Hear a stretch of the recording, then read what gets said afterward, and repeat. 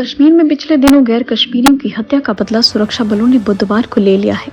जवानों ने कश्मीर में बिहार व उत्तर प्रदेश के श्रमिकों की हत्या में शामिल रहे आतंकियों को ढेर कर दिया है।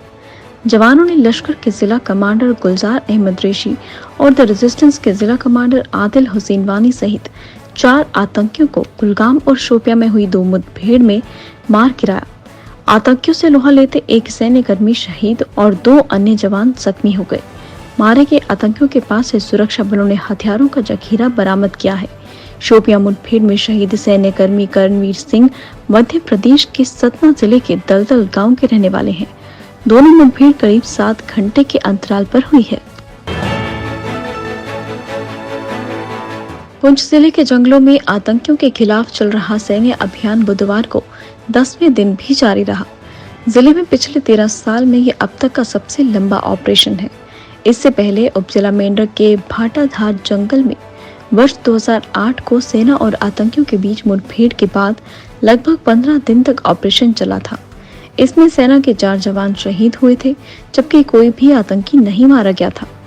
पुंछ के चरमीड़ और भाटाधुलिया के जंगलों में छिपे आतंकियों को मार गिराने के लिए सेना व अन्य सुरक्षा बलों ने पूरी ताक झोंक रखी है। पैरा कमांडो उतारने के साथ हेलीकॉप्टर से भी निगरानी की जा रही है। जंगल बेहद घना होने के कारण ऑपरेशन में समय लग रहा है। बुधवार सुबह भी सेना व पुलिस के उच्च अधिकारियों ने एक रणनीति तैयार की। इसके बाद जवान 5 किलोमीटर फैले जंगल में दाखिल हुए।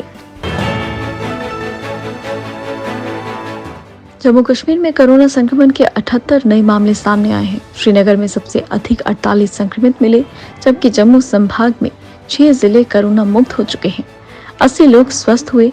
अब तक जम्मू कश्मीर में 3,31,299 लोग कोरोना संक्रमित हुए हैं, जिनमें से 3,26,070 लोग स्वस्थ हो चुके हैं।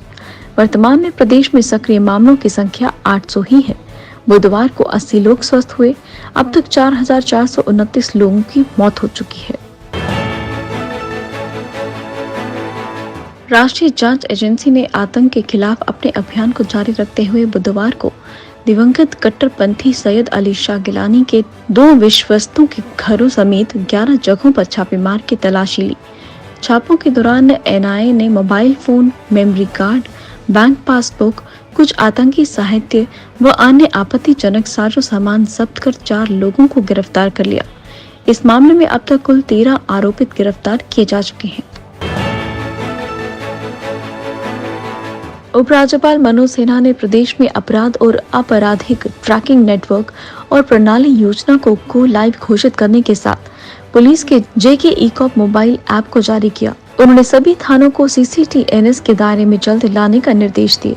उपराज्यपाल ने कहा कि प्रदेश में पुलिस की कार्य प्रणाली को बेहतर बनाने के लिए व्यापक और एकीकृत व्यवस्था में नए नागरिक केंद्रित तकनीकी हस्तक्षेप सहायक साबित होंगे। उन्होंने पुलिस अधिकारियों व कर्मियों को बदलते परिवेश में प्रभावी पुलिस व्यवस्था और कार्य प्रणाली को सुनिश्चित बनाने के लिए नई तकनीक अपनाने की सलाह दी। विशेष महानिदेशक अपराध AK चौधरी ने कहा कि CCTNS योजना में 222 पुलिस स्टेशन और पुलिस विभाग के 10 उच्च कार्यालय भी कवर किए हैं। जेके ई-कॉप मोबाइल ऐप पुलिस से संबंधित सभी सार्वजनिक सेवाएं प्रदान करेगा। कांग्रेस के वरिष्ठ नेता एवं जम्मू कश्मीर के पूर्व मुख्यमंत्री गुलाम नबी आजाद ने बुधवार को कहा कि जम्मू कश्मीर में आतंकियों ने ग्रेनेड और बारूदी सुरंगों के बजाय अब नजदीक से पिस्तौल का इस्तेमाल कर निर्दोष लोगों की हत्या का नया तरीका अपना लिया है। आतंकियों की इस नई साजिश का मकसद सुरक्षा एजेंसियों को जल्द पता करना चाहिए। इस महीने में अब तक कश्मीर में आतंकियों ने 11 आम लोगों की नजदीक से हत्या की है, जिनमें 5 दूसरे राज्यों के हैं। उन्होंने कहा कि कश्मीर के लोग देश में कहीं और की तुलना में 10 गुना अधिक लोग हत्याओं में मारे जा रहे हैं। During my time, it drastically come down, and then it went up. But it doesn't mean that a particular leader or a particular person or a particular system was in favor of militancy or in increasing the militancy. Or every political party and every political leader.